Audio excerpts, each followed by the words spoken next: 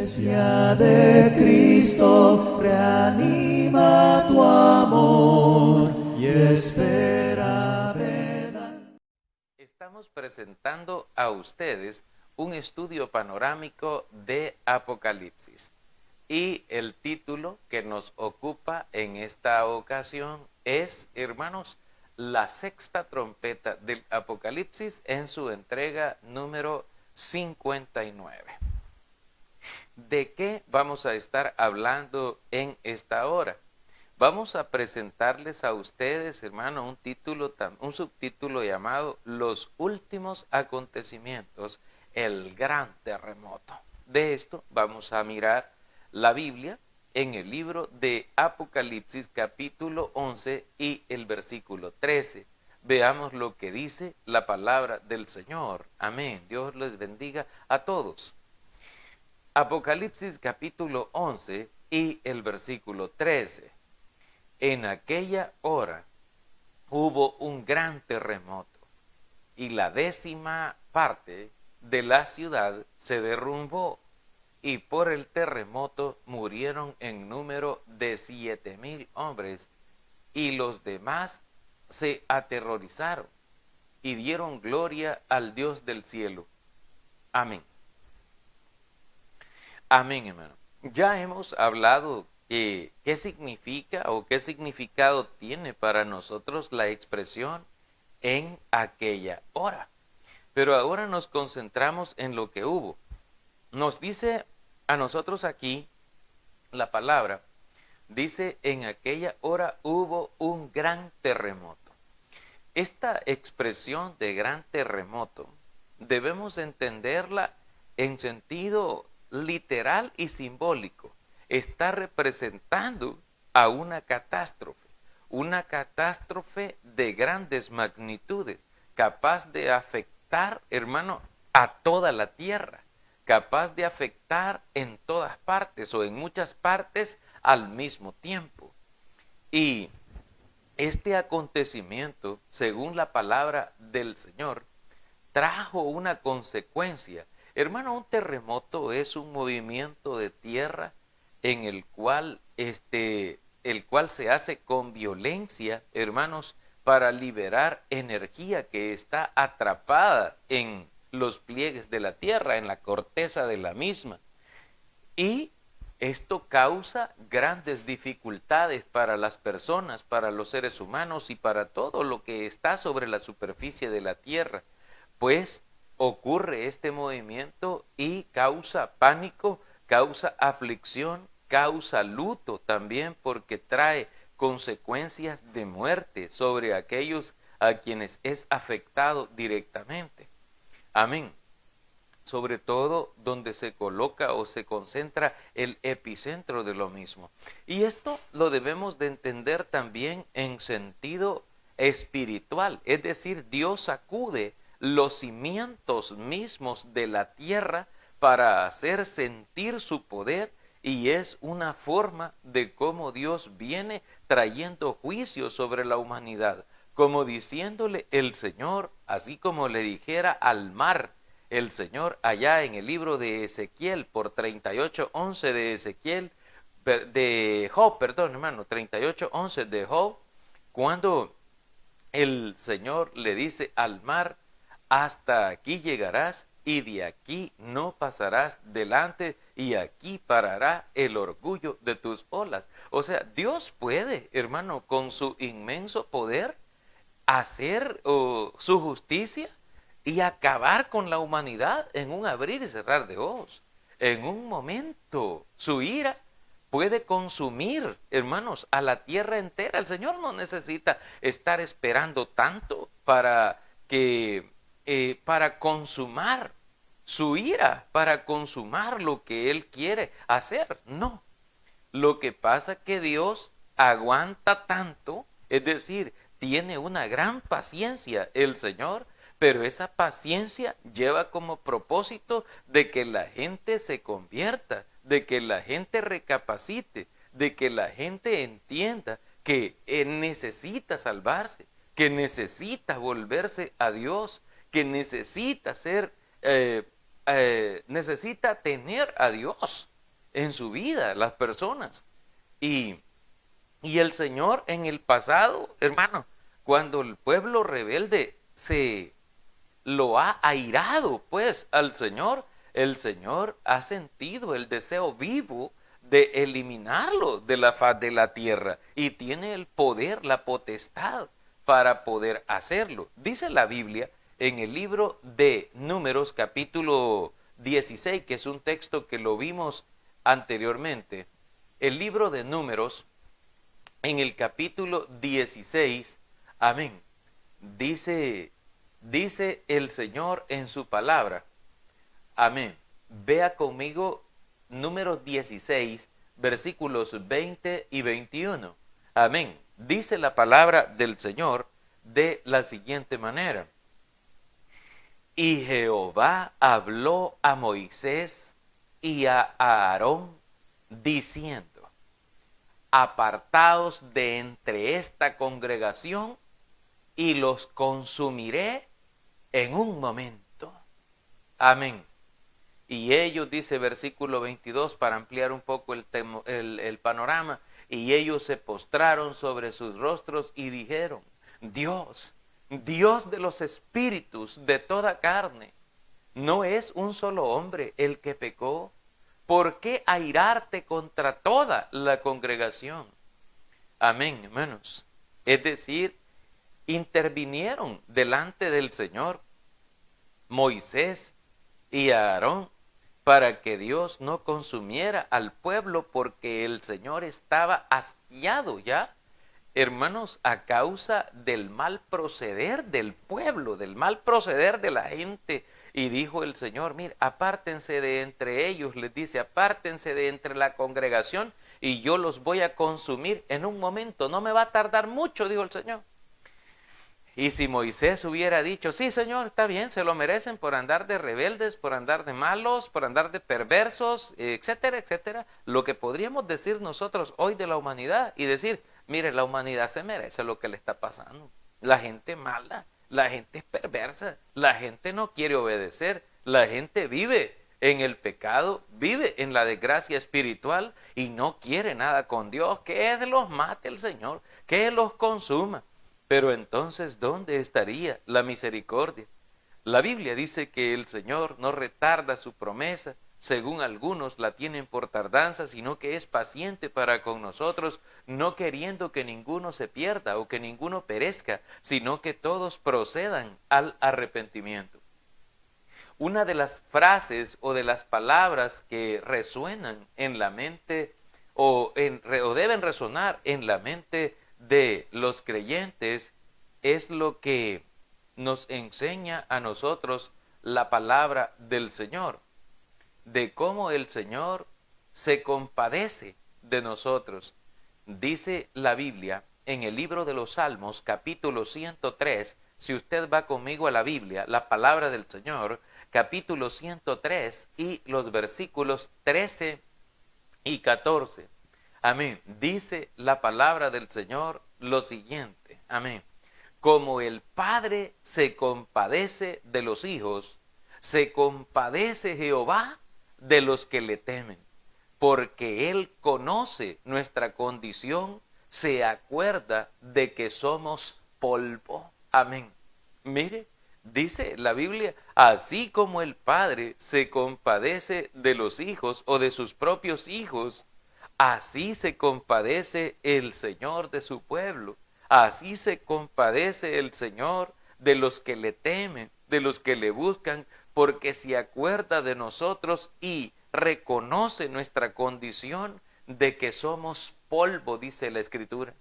En otra porción de la Biblia dice, soplo de vida que va y que no vuelve. Eso es lo que somos nosotros. Y el Señor se compadece de nosotros y nos regala los días. Nosotros siempre que iniciamos, oramos y le decimos al Señor, gracias por un día más de vida que nos permitiste estar vivos y que nos protegiste y que nos llevaste con bien y que nos trajiste con bien, porque Él se compadece de nosotros como el Padre se compadece de los hijos que le temen, de los hijos que le buscan, de los hijos que le aman. Entonces Apocalipsis nos relata que hubo este gran terremoto, hermanos. Un gran terremoto, un terremoto de dimensiones astronómicas, grandísimo, hermano. De hecho, esa es la expresión que se utiliza como gran terremoto en Apocalipsis 11:13. Dice la Escritura que hubo este gran terremoto. Y dice, y la 10ª parte de la ciudad se derrumbó. Amén. Y la 10ª parte de la ciudad se derrumbó. Fíjese que aquí aparece, hermano, la palabra 10ª parte. Está hablando una expresión simbólica, está hablando de un todo, pero que de ese todo se está tomando solamente una parte. Y dice el Señor, la 10ª parte de la ciudad se derrumbó. Y entonces surge una gran pregunta para nosotros y decimos, hermano, ¿y de qué ciudad estaba hablando? Porque de repente hoy día nosotros dicen, hermano, hubo un gran terremoto, hermano, en Estados Unidos, hubo un gran terremoto y nos imaginamos allá, no, Dios quiera que no, amén, un gran terremoto en los Estados Unidos. Y entonces dice la gente, pero los Estados Unidos es grande. ¿Dónde fue el terremoto? ¿En qué lugar? Y de repente dice, fue en California. Amén, Dios bendiga a los hermanos en California. Y dice, hermano, es que la falla está allí. Y está la falla allí de San Andrés, etcétera, etcétera. Hermano, y entonces la ciudad se derrumbó, la 10ª parte de la ciudad. Y de repente dice, hermano, ¿y cuál? ¿De cuál ciudad? Y dice, Los Ángeles, San Francisco, etcétera, etcétera.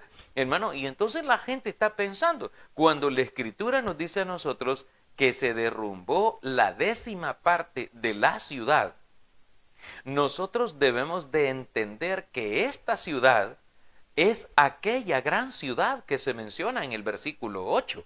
Amén, regresemos un poquito aquí en Apocalipsis 11:8. Dice la Biblia, y sus cadáveres estarán en la plaza de la grande ciudad, que en sentido espiritual se llama Sodoma y Egipto, donde también nuestro Señor fue crucificado.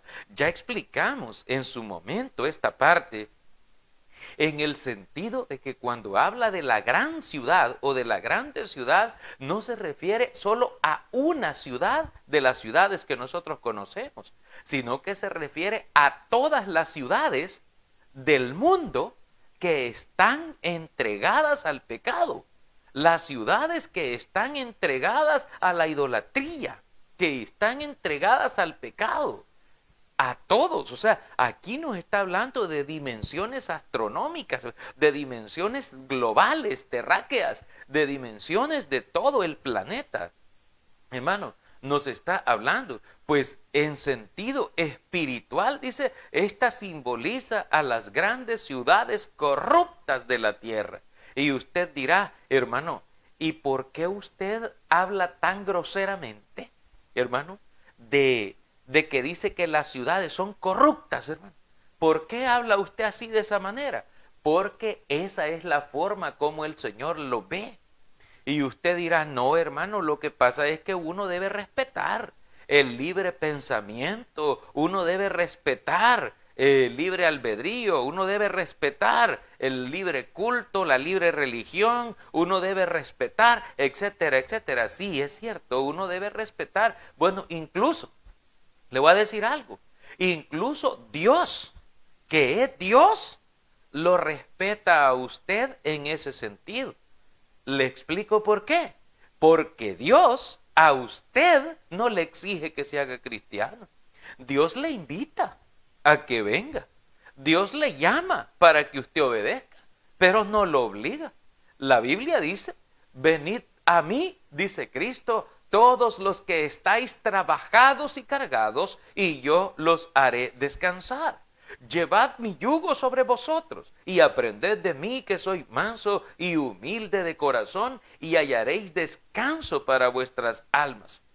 Dice, venid a mí y sed salvos todos los términos de la tierra, dice el Señor.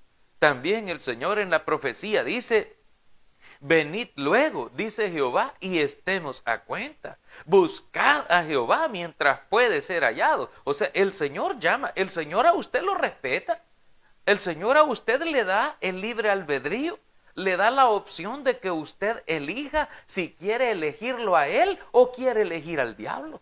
O sea, el Señor no lo obliga. Igual, nosotros lo que estamos haciendo aquí al predicar es hablarle a la conciencia. Lo que pasa es que la palabra de Dios es así de golpeadora. Hermano, cuando alguien está en un pecado, cuando alguien está en una situación pecaminosa, la palabra de Dios la siente golpeadita, hermano. La siente fuertecita, le siente que le cala, que le pega, que le machaca, que le aplasta.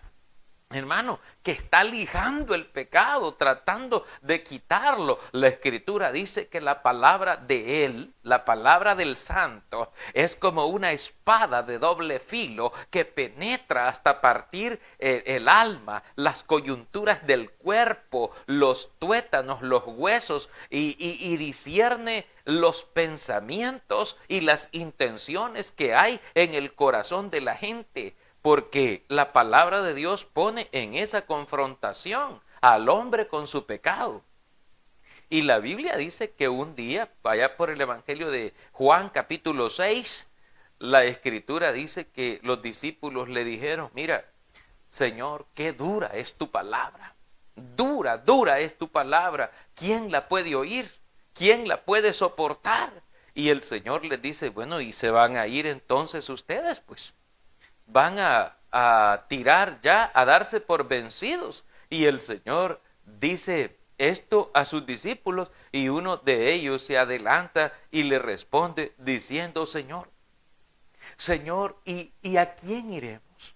¿A quién vamos a ir? Si no estamos contigo, ¿a dónde vamos a ir? ¿A quién vamos a ir si solo tú tienes palabras de vida eterna? Es decir, ya lo habían reconocido ellos. Y ya habían entendido dónde estaba la clave, dónde estaba la vida eterna. Pero que es fácil. No, no es fácil. Es difícil, hermano. Si a usted le habían dicho que ser cristiano era fácil, de repente como que le dieron vuelta ya a algo, hermano. Porque ser cristiano, hermano, cuesta. Ser cristiano bueno, ser cristiano de verdad, cuesta. Porque la gente tiene que renunciar a la forma de vida que llevaba, tiene que renunciar al pecado, tiene que renunciar a todo aquello que hacía. Hermano, las grandes ciudades, en vez de entregarse a Dios, son entregadas a la lujuria, al vicio, a la idolatría, al pecado. El pecado asedia, hermano, tanto de día como de noche. Mas sin embargo el Señor dice que nosotros debemos vivir y ser y actuar como hijos del día, no como hijos de la noche, porque los hijos de la noche son hijos de la oscuridad, son hijos de las tinieblas. Y dice la Escritura que el que se embriaga, fíjese bien, el Señor es sabio, en la palabra dice, el que se embriaga o los que se embriagan, de noche se embriagan, dice. Y andan haciendo todo tipo de abluciones, todo tipo de pecados y después ni se acuerdan porque el pecado nunca sacia, el pecado nunca lo va a dejar satisfecho, nunca la va a dejar satisfecha, siempre va a quedar un vacío, siempre va a quedar seco o seca por dentro, no va a tener la felicidad, porque aunque beba agua de esa agua del mundo, siempre va a tener sed. Pero Cristo dijo, pero el que beba del agua que yo le doy, no volverá a tener sed jamás, porque el agua que yo le daré será en él, dijo el Señor, una fuente que salte para vida eterna. Mire qué precioso. Así, hermanos.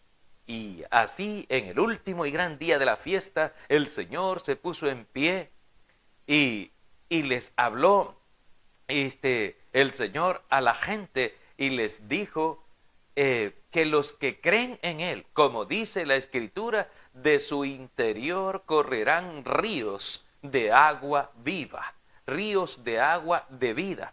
Entonces, todo esto nosotros lo debemos ver como en un panorama amplio de cómo Dios quiere eso, pero ahora yo quisiera que usted, aquí dice que el terremoto afectó a la 10ª parte, dice, de la ciudad, amén, y se derrumbó, dice, la 10ª parte de la ciudad se derrumbó, se cayó, y está hablando de esa ciudad que en sentido espiritual se llama Sodoma y Egipto, es decir, a todas esas entidades de pecado, pecaminosas y todo eso.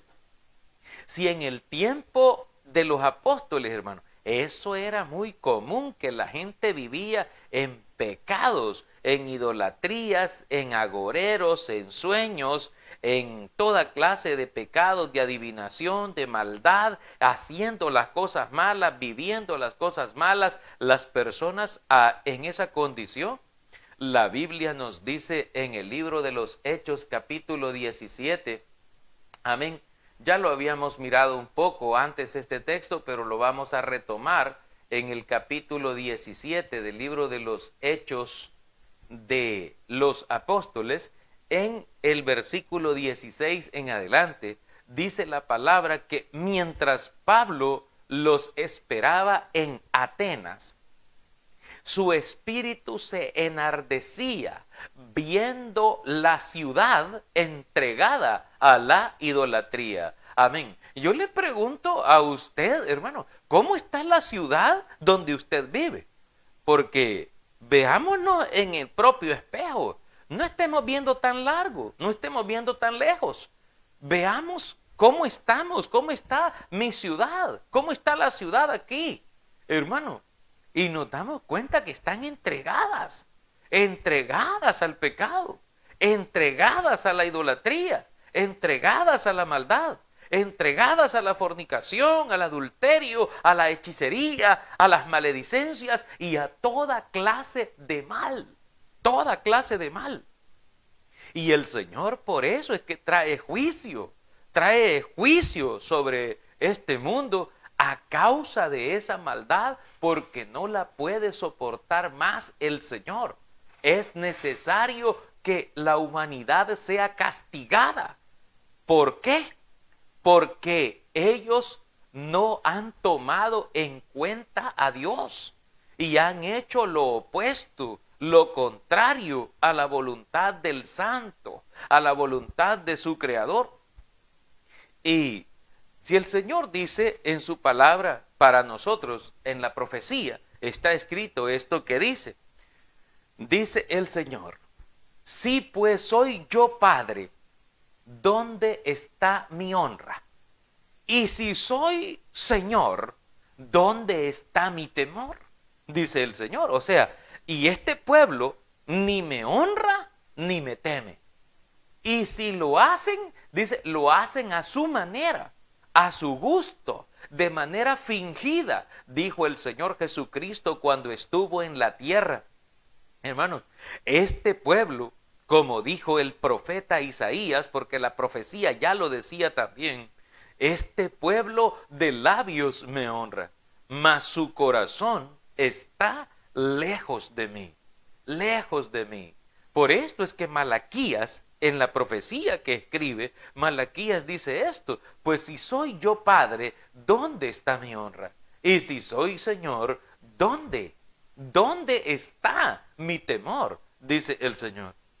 Entonces es bien importante que nosotros sepamos, hermano, todo esto, de que nosotros veamos toda esta situación, porque la gente a veces cree que en su condición de vida, él o ella no está ofendiendo a Dios. No, dice, yo no estoy ofendiendo a nadie. Yo vivo mi vida normal. Yo vivo mi vida, la llevo normal, normalita. Dice, pues no hay, ¿verdad? Y va llevando una vida de pecado. Pablo, dice la Biblia, ahí en el texto que leíamos anteriormente, amén. Pablo dice que él, hermano, estaba mientras los estaba esperando en la ciudad de Atenas, que es la capital de Grecia, y dice, su espíritu, o sea, su ser se enardecía, hermano. Así, lo mismo que siente usted cuando ve a la ciudad entregada a la idolatría. Y unos le adoraban allí era una mitología bastante amplia la que tenían. Tal vez algunos a Cronos, a Zeus, a Minerva, a Diana, hermano, de los Efesios, etcétera, etcétera, hermano. O sea, una gran cantidad de dioses y diosas. Y habían altares ahí en la ciudad. Y entonces Pablo, estando en este enardecimiento, hermano, con ellos, les dice Pablo, yo les observo a ustedes, les dice, que en todo lo que he observado, veo que ustedes son muy religiosos. Porque el religioso es que busca una forma de adorar, aunque sea a su gusto, aunque sea a su manera, él busca una manera, aunque sea de una manera idolátrica, y ahí lo hace, y él lo hace con todo amor, con toda devoción, hermano. Y había gente que adoraba a Apolos, incluso hasta Pedro, hasta el apóstol Pedro quizás también le hacían cosas ahí, hermanos. Amén. Bueno, la Biblia nos dice en Apocalipsis, estamos ahí con el capítulo, se lo voy a confirmar, hermano, en Apocalipsis creo que es 20:10 o 19:10, perdón, ahí vamos a ver, yo se los confirmo ahora mismo, hermanos, amén. Sí, en el 19:10 de Apocalipsis, donde la Biblia dice que Juan, el que recibió la revelación de Apocalipsis, se postró a los pies de un ángel para adorarle, y el ángel le dijo, mira, yo no lo hagas, yo soy consiervo tuyo, de tus hermanos y de tus hermanos que retienen el testimonio de Jesús. Adora a Dios, porque el testimonio de Jesús es el espíritu de la profecía.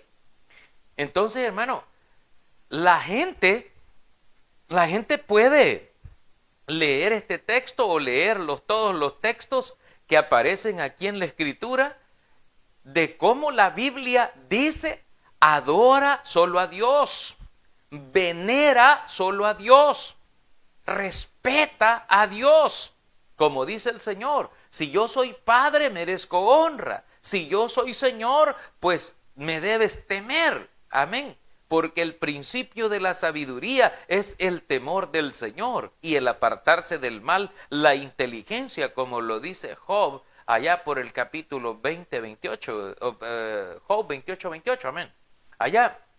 Entonces, nosotros debemos de mirar esto en esta condición. Pero la gente, hermano, comienza a adorar. Había gente adorando a Pedro, a Apolos, a Pablo. Pues hoy día lo hacen a la mamá de Jesús y a otros, hermano, así por el estilo. E incluso levantan altares, hermano. Altares, así como lo hacían en esta ciudad de Atenas, y levantaban altares, y les dice Pablo, miren, les dice, yo veo que ustedes son bien religiosos, porque pasando yo por los altares que han hecho, vi uno que decía esta inscripción, al Dios no conocido. Pues de ese Dios no conocido es que yo vengo a darles testimonio. De ese Dios no conocido es que yo vengo a hablarles hoy.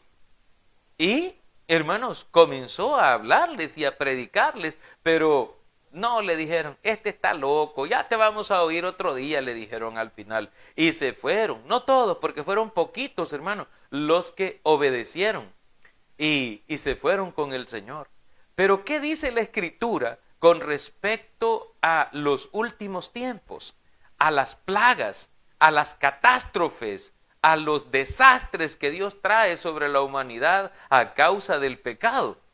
La Biblia dice que la ira de Dios, dice el libro de Romanos, la ira de Dios, dice el capítulo 1 de Romanos, se revela desde el cielo contra toda injusticia e impiedad de los hombres que detienen con injusticia la verdad.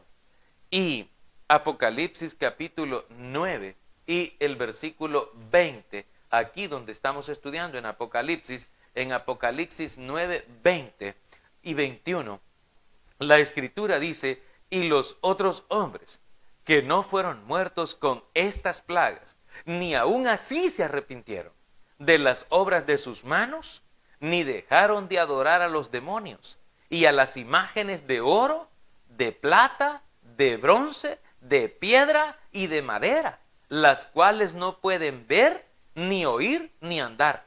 Y no se arrepintieron de sus homicidios, ni de sus hechicerías, ni de sus fornicación, ni de sus hurtos. Amén. La gente siguió pecando a más y mejor, haciendo las cosas, aunque traiga terremotos, maremotos, plagas de virus, el COVID-19, este virus, la viruela símica, etcétera, etcétera. Todos los virus habidos y por haber, solo que traiga el ébola tal vez, ¿verdad? Para que así el 80% de los contagiados muertos completamente. Hermanos, si es que tal vez solo matándolos se arregla la situación. Y es duro eso, hermano. Es duro eso porque Dios no quiere la muerte del que muere. Dios lo que quiere es que la gente se arrepienta. Y dice aquí la Biblia en este texto que acabamos de leer que Dios trajo todas esas plagas y le trajo todas esas plagas a la gente para ver si se arrepentían. Y dice el Señor, no, dice, ni aún así se arrepintieron, dice. No dejaron de adorar a los demonios, la gente sigue haciendo lo malo. No dejaron de adorar a las imágenes de oro, a las imágenes de plata, a las imágenes de bronce, a las imágenes de qué, de madera, a las imágenes enteras. Y dice, no dejaron de adorar y siguieron haciendo lo malo, dice el Señor. Mire qué tremendo.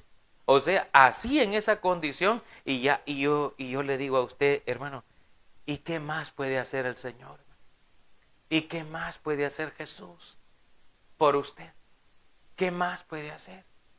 Si Él ya derramó toda su sangre en la cruz por usted, que entregó su vida por usted, y que usted le salga con eso todavía, apartándose del Dios vivo y verdadero. Satanás quería ser adorado por Jesús, y le gustaría a Satanás ser adorado por usted, para que usted le quite el amor a Dios y se lo ponga a Él. La Biblia dice que cuando lo tentó en el desierto, le dijo, todo esto te voy a dar, toda esta riqueza, toda esta gloria, todo esto te voy a dar, si tú postrado me adoras.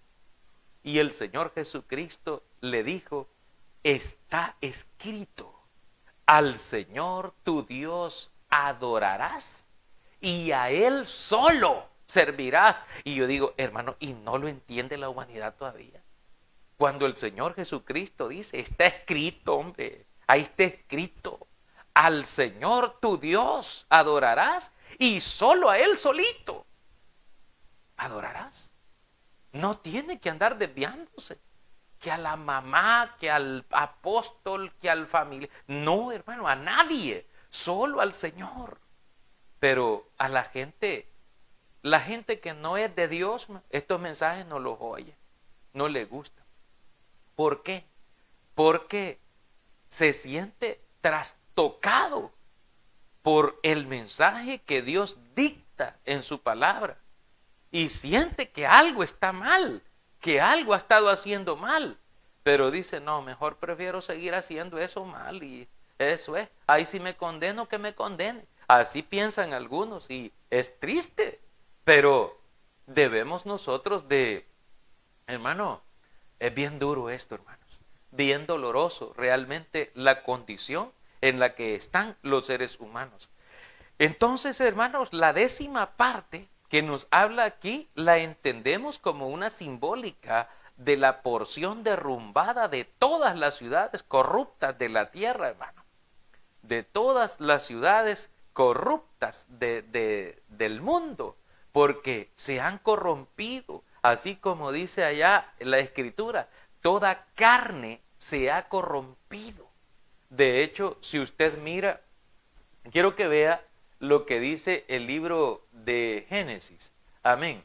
Vaya conmigo al libro de Génesis. Y Dios dijo que había decidido el fin de toda carne. Amén. Vaya conmigo. Vamos a ver. Está, hermanos, en el libro de Génesis capítulo 6. Y vamos a mirar lo que dice el versículo 5 en adelante. Y vio Jehová que la maldad de los hombres era mucha en la tierra, y que todo designio de los pensamientos del corazón de ellos era de continuo solamente el mal. Y se arrepintió Jehová de haber hecho hombre en la tierra, y le dolió en su corazón.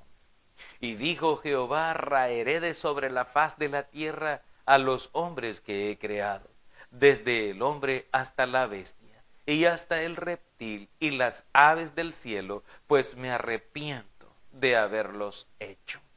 Amén.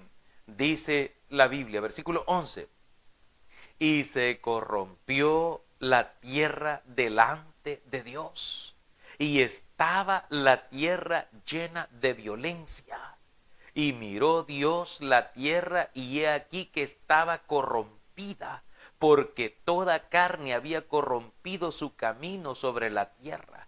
Dijo pues Dios a Noé, he decidido el fin de todo ser, porque la tierra está llena de violencia a causa de ellos, y he aquí que yo los destruiré con la tierra. Amén. Fíjese que hay una profecía que fue dada por nuestro Señor Jesucristo en el Evangelio, diciendo y advirtiéndonos a nosotros, a los seres humanos y a las generaciones venideras, hermanos, los acontecimientos apocalípticos. Y dice el Señor que así como fue en los días de Noé, antes del diluvio, así serán los días antes de la venida del Hijo del Hombre. Es decir, antes de la segunda venida de Cristo, la gente va a estar en esa condición. ¿Cómo, hermano? Explíqueme cómo es que va a estar la tierra. ¿Por qué Jesucristo dijo que como en los días de Noé iba a estar la tierra?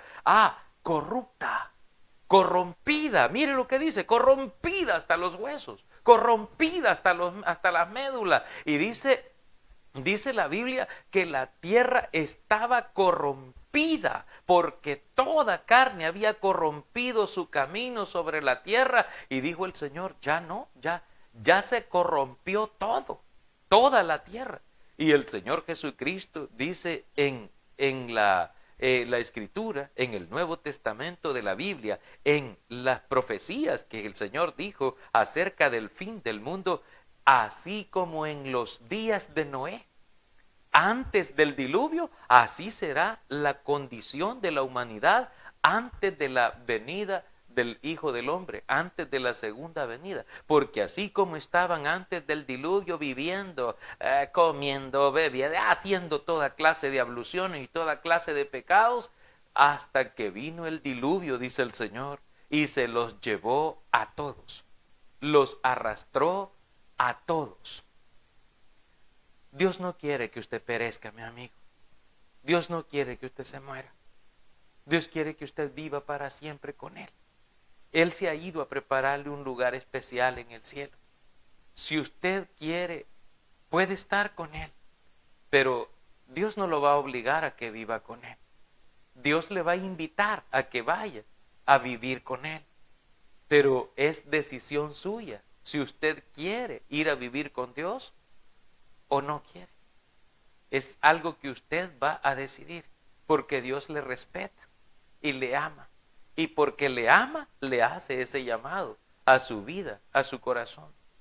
Recuerde, mientras usted tiene vida física, tiene la oportunidad de buscar a Dios y arrepentirse. Una vez que haya pasado por el umbral de la muerte, ya no hay retorno. porque los que sin Cristo se durmieron, sin Cristo también van a volver. Y los que se durmieron con la paz de Cristo, con Él vendrán. Dios traerá con Jesús a los que durmieron en Él, dice la Escritura. Así que le invitamos para que usted pueda ser parte de la familia del Señor, ser parte de la familia de Dios. Dios lo ama. Él está esperando por usted. Él quiere que usted vuelva a casa. Amén. Amén, hermanos. Damos gracias al Señor, nuestro Dios, que nos da la bendición de haber estado aquí, hermanos, acompañando lo que es. Iglesia de Cristo, reanima tu